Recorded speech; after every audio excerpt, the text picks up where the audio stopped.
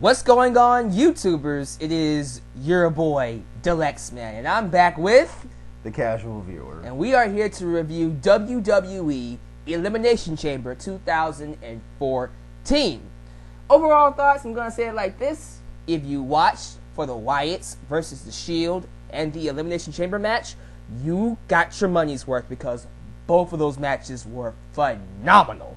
Great, fun matches to watch from the beginning to the end of each one of them. Thoughts? Yes. Yes. Yes. Yes.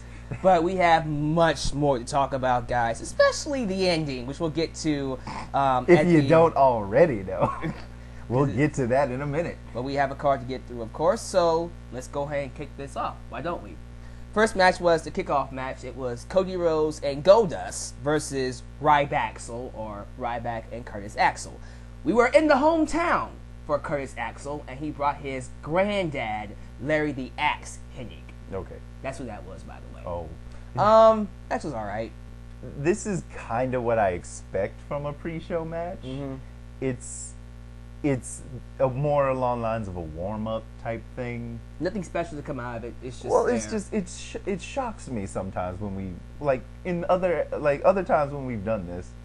The pre-show actually it does better than some of the main event stuff. And I'm thinking that in this, well, it wasn't that great, but hey, it wasn't part of the main card, so 2-star match. The Rhodes brothers win.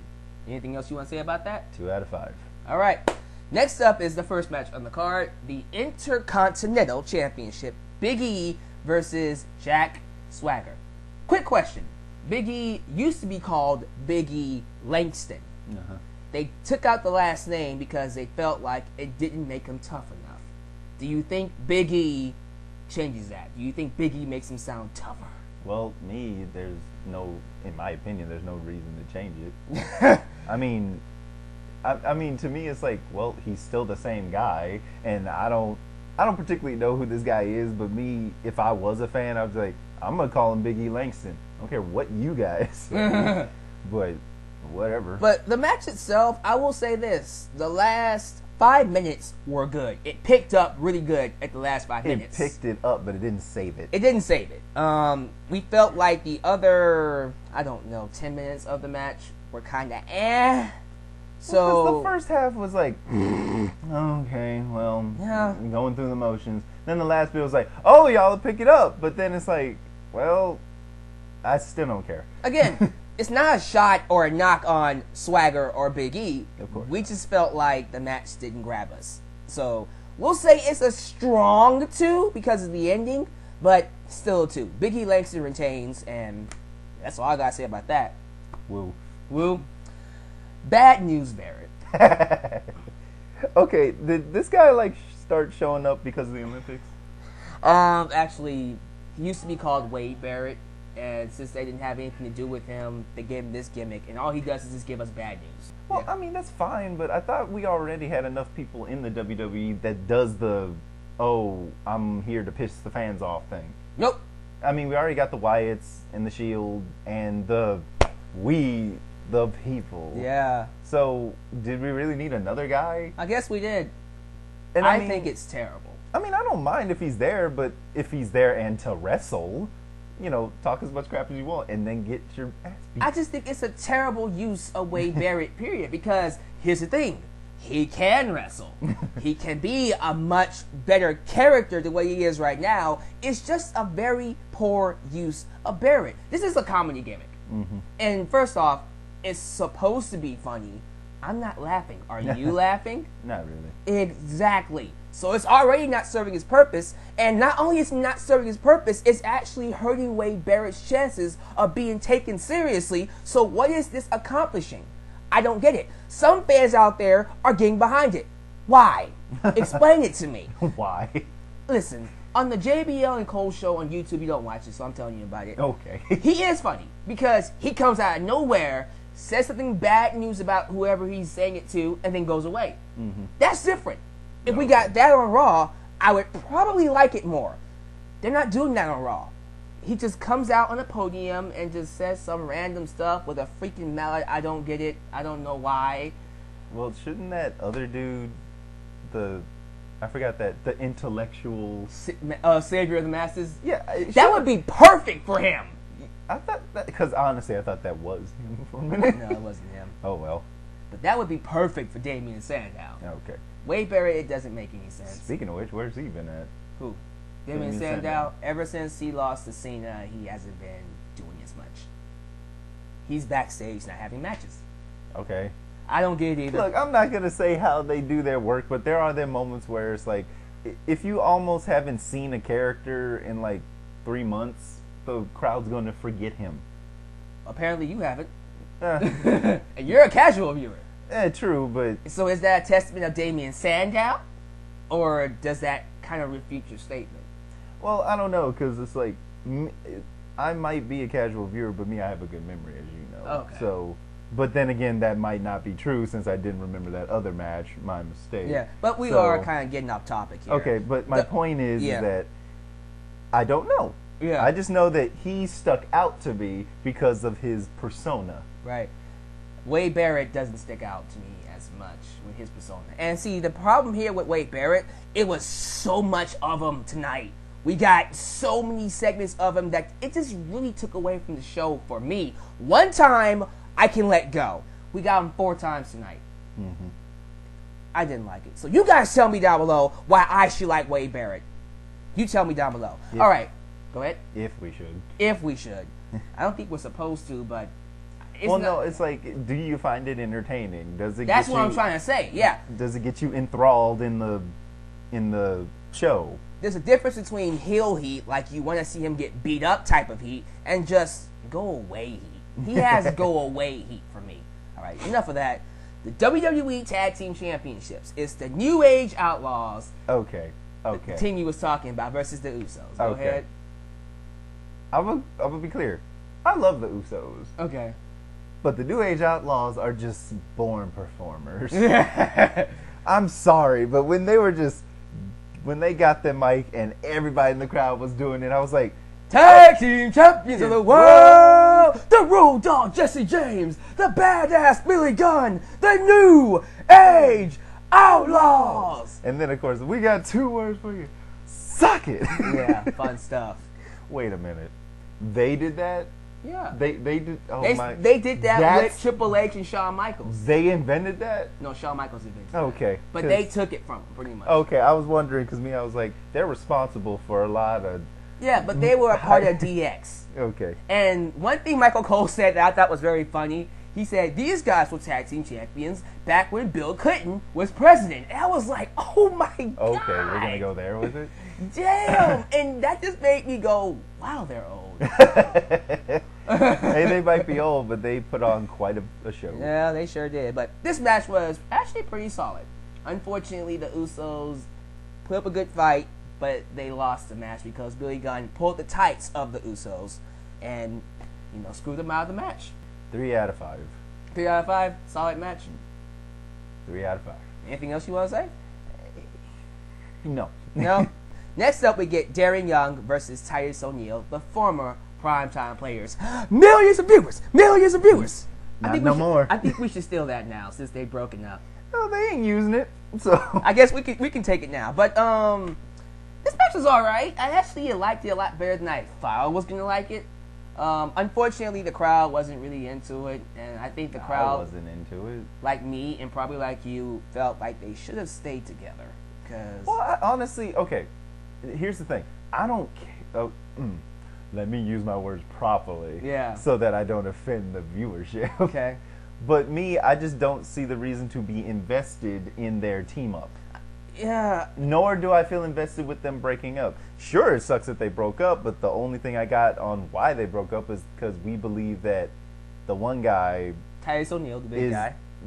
The big guy believes that Darren Young is holding him back, and I guess you could make that argument that that's true. Yeah. But I wouldn't know. Only thing I know is that, well, the last time I saw him, you guys were partners.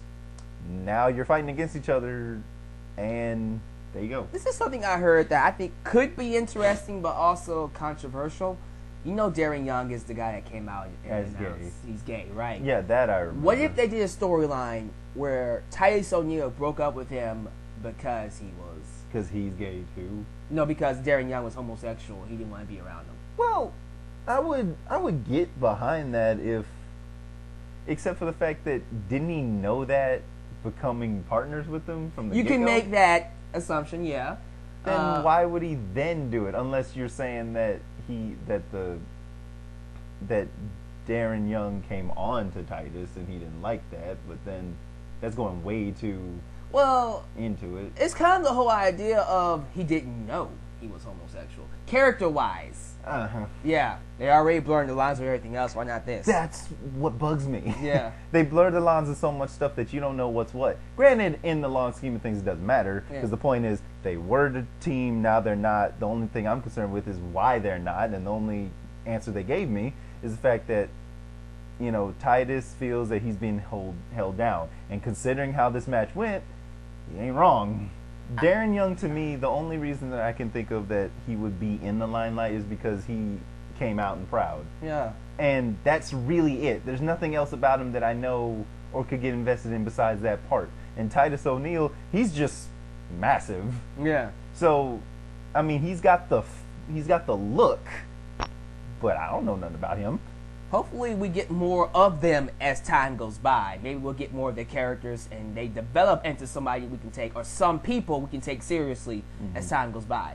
And if that's the case, awesome. I wish them the best of luck because both of them are really good wrestlers. Yeah. So, hey, if they become great talent, wonderful. It's just, to me, based off of this match, Titus O'Neil wins, by the way. I don't see it going well for either one of them. I don't necessarily see them being on WrestleMania at this point. If they are, great. 3-star match? 3. Cool. Now, are you ready for one of the best matches on the entire show? Yep. The Shield versus the Wyatt family. You know the story. You caught up with it. Just these two big factions. I gotta stop right there. Oh, okay. The WWE did a really great job to let me know, someone that doesn't follow it, why these guys are fighting and why it's such a big deal for them to win. In general, I thought they did a really good job building up this match. Because, like I said, it started back last year in, November-ish, around that time, and they had this collision over each other. They didn't like each other. They wanted to be the dogs of the yard. Yeah. And they hated this team because they were in their yard and they wanted to conquer it. Yeah. And that little kind of dissension that conflict built up over, how many months is this? A long time, until February. They never touched each other except for Raw. But they didn't touch each other until this pay-per-view, to this match. No matches with each other. It's this match, and good God, was it amazing. Everybody, every single person in this match had a spot, and from beginning to the end, the beginning was just them looking at each other. They were just doing a big stare down. They were just doing a big stare down, and we got "This Is Awesome" chants. By a stare down. No one did anything yet. It was "Let's go Shield" and "Let's go Wyatt" chants, back and forth. And so many great spots in this. Do you have a spot that you remember? Honestly, I don't know the guys' names per se, but I just remember that there was this whole thing where one of the Wyatt family took the tinier guy, Seth Rollins, out into the audience, and then they just disappeared. Actually, no, that was Dean Ambrose. Oh, yeah. Seth Rollins is the one with the yellow hair. Yeah, okay. Yeah. Took Dean Ambrose, and they just brawling, and then we just decide, oh, well, forget them. Forget them, they're gone. And then we're just focusing on the other 4, and then it's like, what happened to him? I just remember the spot. Seth Rollins landed from a German suplex off the top rope. He tossed him behind off the rope, and he landed on his feet, and then took him out of the ring and did a suicide dive. That was awesome. I think Bray Wyatt had a confrontation, a face-to-face with Roman Reigns, who apparently is the leader now. It used to be Dean Ambrose. How did that happen? He's becoming the top guy in WWE because he won the Royal Rumble. Look, just go with it. Because WWE apparently wants to make him a big deal, so they just said, well, he's the leader now. Well, it just sounds like what they're trying to do is, like, what I hate. I mean, no, I don't hate it. But It seems to be only going in two ways. Yeah. No one can defeat the Shield, or should I say, now. Yeah. But now they have been defeated. But it's like, there was that whole, well, no one can defeat them, so then they defeat each other. Yeah. Granted, since the Wyatts came in and pretty much dismantled them. Yeah. Now there's no reason for them to be together. Yeah. Guys, this match was hard hitting from the start. Had amazing spots. If you have not seen this match, go watch it in whatever way you can. This by itself is worth the $50. And that's probably something that is not said a lot, but hey, do you agree? I agree. It's worth the $50. Go watch this match if you have not watched it. Amazing match. What are you giving it? 5. 4.5. To me, I'm not going to give it a 5 because I feel like even though this was amazing, it can still be better. Mm-hmm. That's what I'm saying. That's why I don't want to give it a 5-star and not leave any room of, it's not going to get any better than this. It can still get better than this. So I'm going to say 4 stars and 3/4. Okay. Fair enough? But to you, it's 5 stars, right? Well, I mean, it was just good. I mean, honestly, I can't think of what they could have done to make it better. Because they explained why they're fighting.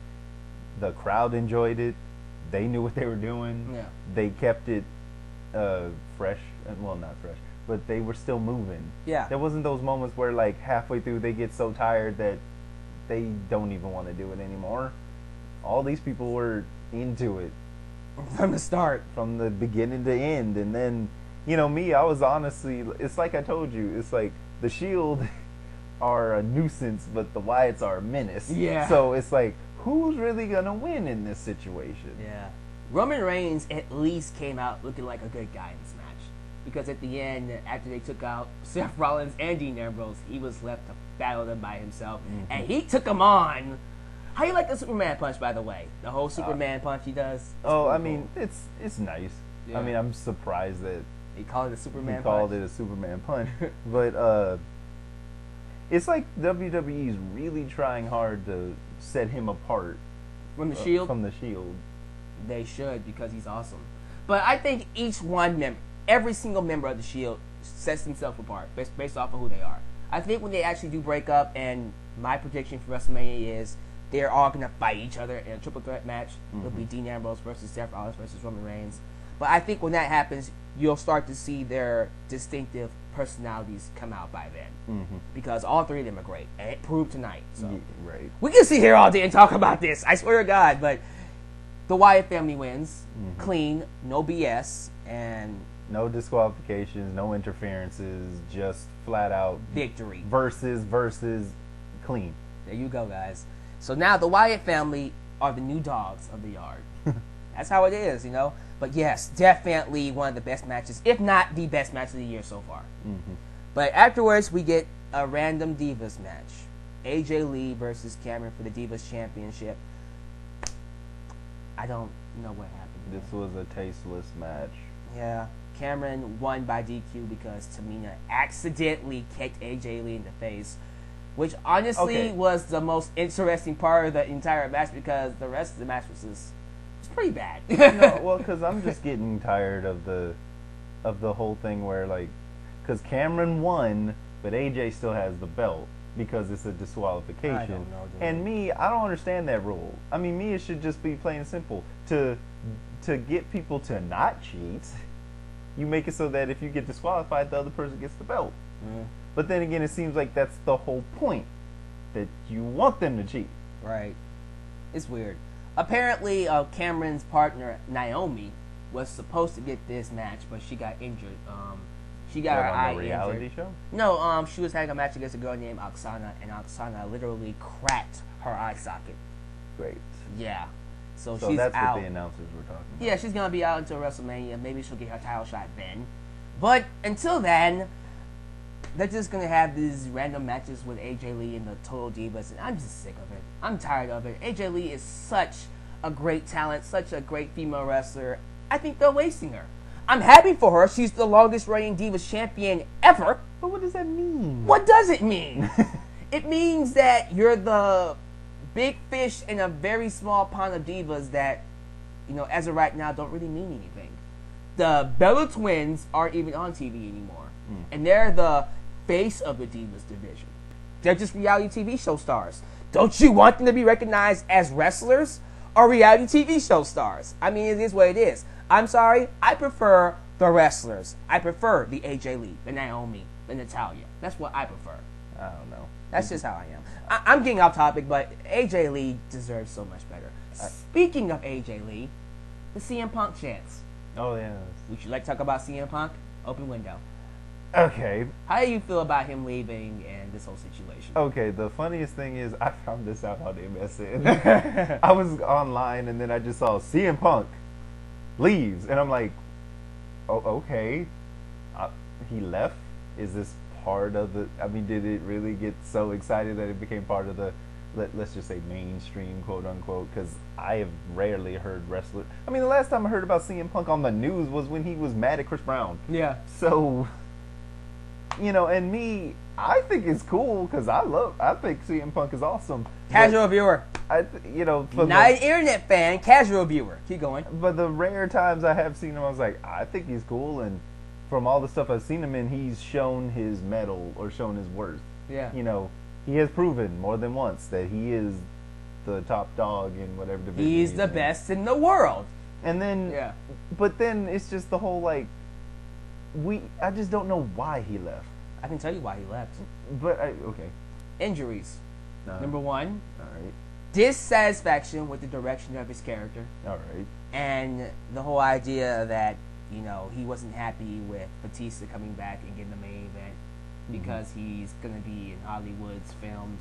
Oh yeah, the Guardians of the Galaxy. I mean, again, I'll get to Batista in a second about that, but you know, CM Punk feels like the WWE wasn't using him to his best of abilities. He was tired, he was frustrated, he was hurt, and he wanted to take a break. He's on a sabbatical. By the way, that's what they're calling it.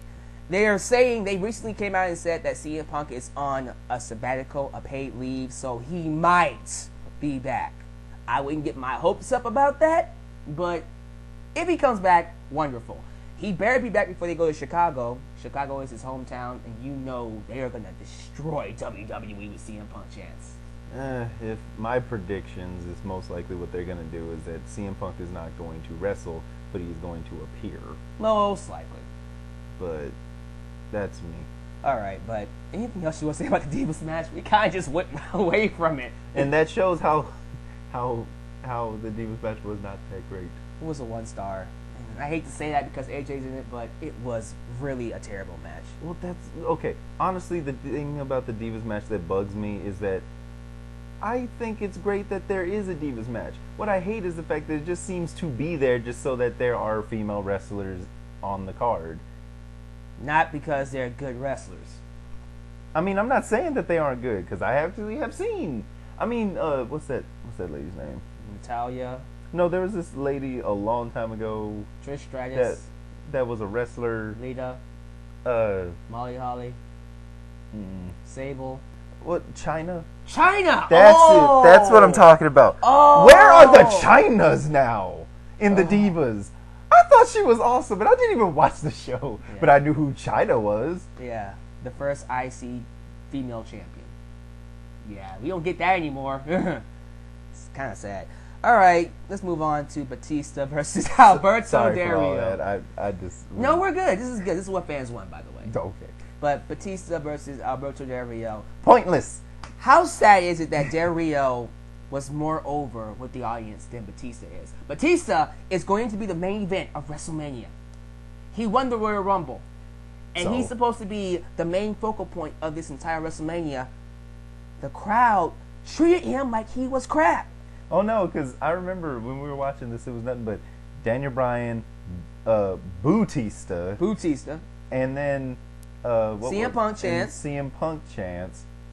And then... It got more random. They trained for a Y2J, they did a Randy Savage chant, RVD chant. Yeah, it was the audience telling the WWE that they do not want Batista. And it's sad because the reason why the fans are mad at Batista is not because of Batista. Yeah. It's because of what WWE didn't do with Daniel Bryan. Yeah. Batista is suffering from WWE's inadequate decision to not give Daniel Bryan the Royal Rumble win. Like I said on the last episode, or the last time I was here. But that's my point, though. Yeah. It seems like everybody hates Batista not for, like you said, not for what Batista did, but because of the fact that he took Daniel Bryan's chance. They felt like that. Batista stole his spot. That may not be the case, but that's who they want. They want Daniel Bryan at WrestleMania. No, I know, but my point is that now people know. I mean, not like people didn't know who Batista was. Yeah. But now he's in the public consciousness now. Yeah. Now everyone's like, because first it was like, oh yeah, what happened to Batista? But now it's Batista took it from Daniel Bryan.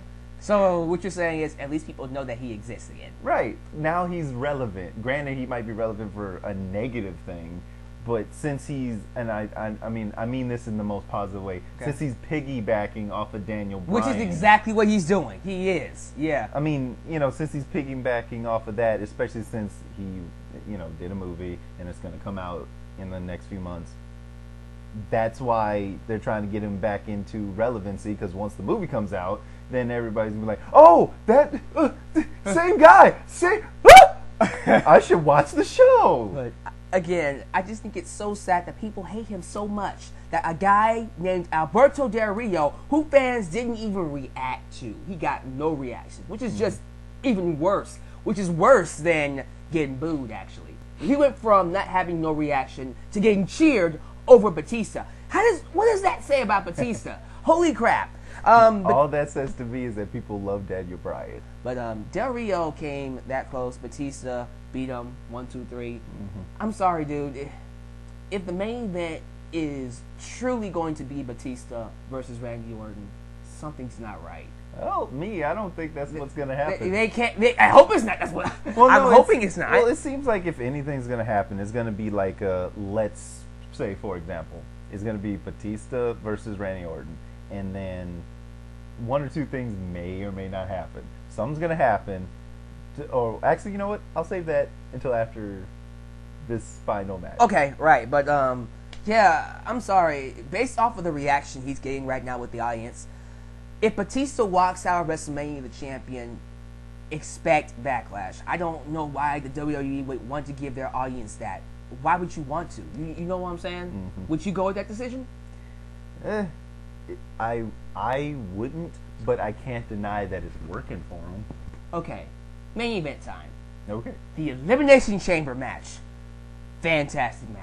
This is the first time I actually seen. Oh, what a good match. You had to watch it. Yeah. And you know what's crazy about this? This is the best chamber match we've gotten since... Wow, what was the last great chamber match we got? It's been a while. But whatever that one was, guys, this is the best one I've seen since then. Daniel Bryan, Cesaro, Randy Orton, John Cena, Christian, and Sheamus. All of them had amazing spots. First spot that I remember, Randy Orton locked himself back into the chamber pod. And then he was... Pussy was yelled. Pussy chants to Randy Orton, and then Sheamus bro-kicked the chamber door down and knocked Randy Orton out. Those of you who know that I haven't always been the biggest fan of Sheamus, this match, I was with him. Actually, I was with him, guys. I loved it. That's another thing. Wasn't Sheamus the guy that knocked Daniel Bryan out in 18 seconds? Yeah. And people hate him for it. Yeah. We forgot about it now. Oh, okay. But no, this is crazy because when you don't overbook Sheamus like he's this unbearing, undefeatable god from the heavens and treat him like, what he is, an Irishman that just likes to fight. Mm-hmm. It's interesting because when he does stuff like that, including Christian doing the frog splash off the chamber. Off the pod. The pod, yeah. Off the chamber pod. It was pretty cool. And he pinned Sheamus. That was cool. Cesaro was a beast. Antonio Cesaro, we the people. He was great, man. I was kind of upset he wasn't in the last 3. I was not surprised about that, honestly. I wasn't. But I mean, it's just like when it came down to it, it's like what I told you when the whole thing started. It's gonna be, or is this gonna be a spoiler thing? No, I know. Okay, it's gonna be Cena, Daniel Bryan, Randy Orton. Those 3. Yeah. It's gonna be it. I'm not saying, but no offense to Sheamus, but I did not see him get to the final. I didn't see Christian winning. I didn't see Sheamus winning. Cesaro, I was kind of hoping he would get to the last 3, but he didn't. Now, how do you feel about the Wyatt family interfering and costing John Cena the match? Man, okay. I'm not going to lie. That caught me off guard. In a good way? Well, in a good way, I'm going to have to say, because regardless of my feelings about it, I can't deny that I wasn't invested. Yeah. Because honestly, I was like, okay, now it's 7-3. There's a stare down. What are they going to do? Blah, blah, blah. Then all of a sudden, what? Yeah. No. What? How? No. And then I just got upset because I don't get it. I thought the gates were closed. How'd they get in? Or is that supposed to be part of their backstory on how mystical they are? I guess they're like the Undertaker version of 2014. Okay, but it's like, isn't that like against the rules or something? I don't know. It's or kind of crazy. But the Wyatts interfere, and apparently, based off of this, I think we're going to get John Cena versus the Wyatt family at WrestleMania. Which, honestly, at first, I was like, but then I thought about it, I'm like, these mofos beat the Shield. The Shield kicked John Cena's ass all the time. The idea of Bray Wyatt beating John Cena at WrestleMania makes me smile. Because, dude, if he beat John Cena, who is the hero of WWE, yeah, Bray Wyatt would become the actual villain. He would be like the top guy, the top bad guy in the business if he beats John Cena. Oh, no, I see your point, and you are right. Yeah.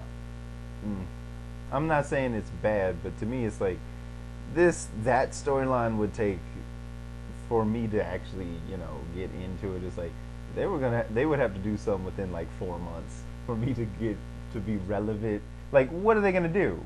Or it's like they fight, they beat John Cena, then he comes back and gets everybody's attention again because now he's fighting the big old Goliath, and it's them.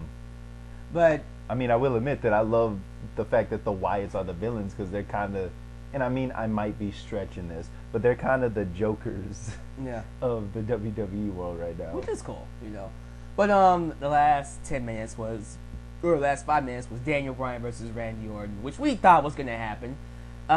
Kane was in there, so immediately I was like, they're going to screw him over.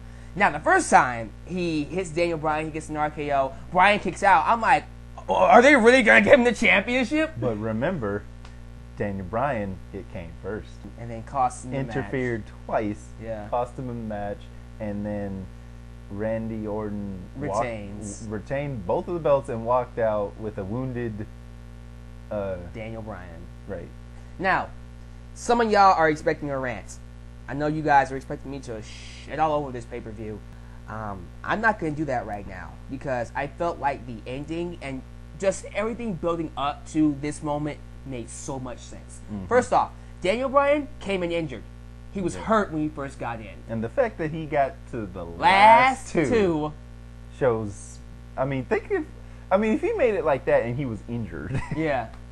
Oh, just wait until WrestleMania when he's healed up. He was healed up, yeah. If he's on top of that, at the end, after he lost, the WWE did something I thought they wouldn't do. They acknowledged how much he was getting screwed over. They showed the audience, and you see people were pissed off, just standing there like, this is some bullshit. You see people crying that Daniel Bryan keeps on getting screwed at every single corner. Michael Cole, who usually is terrible on commentary, was actually good here. He was talking about, since SummerSlam, they've been screwing over Daniel Bryan. It's not fair. They did this to him. I am sick of it. We can do something different about this. Something needs to happen. The authority was wrong with what they're doing to Daniel Bryan. And they're creating the moment that, Daniel Bryan got screwed. He should be champion. He should be in the main event of WrestleMania. Which tells me one thing. He's going to be in the main event of WrestleMania. Mm-hmm. They can't be doing this just to all of a sudden say, yep, he's not going to be he's just not here. No, they're acknowledging that they're screwing him over. Which makes me happy. See, I'm glad you get it now. Yeah, but even you, when he lost, you were pissed off. Oh, no, because that's why it's kind of funny, because it was just this whole switch over. Because now you get it, and I'm pissed. Yeah. Because I'm like, there was no reason that he shouldn't have won besides dragging it out. I get where you're coming from now. I mean, granted, I still acknowledge that, they must be saving this for something more. Yeah. But I'm kind of at the point where you were last time, where it's like, Now, as much as I like Daniel Bryan, I don't care. I want him to win, but call me when he does. That's what it is right now. That's where some fans, most of them probably watch this video right now, are.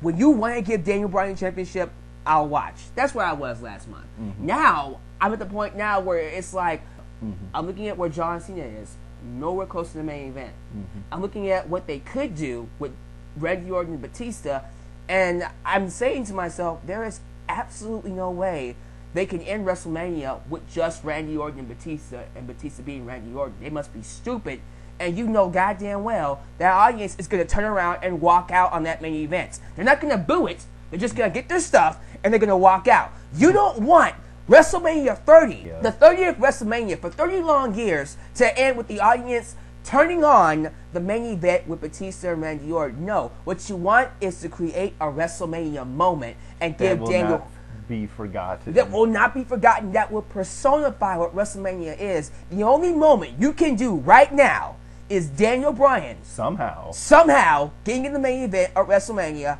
and winning that WWE Championship. Do you agree? I agree. Exactly. So maybe tomorrow night on Raw, something will happen. Something has to happen. Maybe Vince McMahon will come out and say, enough of this bullcrap. Daniel Bryan, you're in the main event. Maybe Daniel Bryan would get another opportunity to get into the main event match. I think it'd be ironic if he gets like a Money in the Bank. If he gets into the Money in the Bank, if they have one. And then Randy Orton wins, and then he takes it from him just like he took it that other time. Yeah. Wouldn't that just be all kind of delicious? That would be actually pretty awesome, the more I think about that. They're setting this up for something. They know that we don't like this. They know that fans want Daniel Bryan to win the WWE Championship. I'm telling you, they're eating this up. I'm telling you, the WWE is eating. And you know what? We can call it damage control. Maybe they realize, okay, we can't go in this direction. We'll just work with this. Or maybe, like you said, this was their plan since SummerSlam. Mm-hmm. Who knows? Wherever the case is, man, I'll take anything. I want Daniel Bryan to be champion so badly. I can just sit back and hope. Don't worry, I am going to be a little bit more realistic. I'm not going to get too excited until something happens. But seeing this showed me that, hey, this... They're not messing around. Yeah, they're not messing around now. So, overall... 5 stars. Yeah, 4.5 for me. Yeah, but 5... Dude, I'm happy that you're enjoying it. Overall, it was still solid. I'll say it was a solid pay-per-view. Like I said, you could have just had those 2 main event matches and you wouldn't have missed anything else. Yeah. In all honesty, if I could, I would pay money to just see those 2, and that's it. Anything else you want to say before we close out? I got nothing. Will you be here for WrestleMania? That's the plan. That's the plan. And guys. When is that? A month from now? Or? April 6th. Wait, so that's the very next pay-per-view? Yeah. In a month and a half? Yeah. Okay. You'll see him again, guys, and I promise you that review is going to be something crazy. Subscribe, like me on Facebook, follow me on Twitter, check out my second channel for tributes and matchups. Check out my mashups and my podcast, Wrestling Paradise, everything down below in the description box. This is your boy, the X-Man, and the casual viewer signing out. Peace out.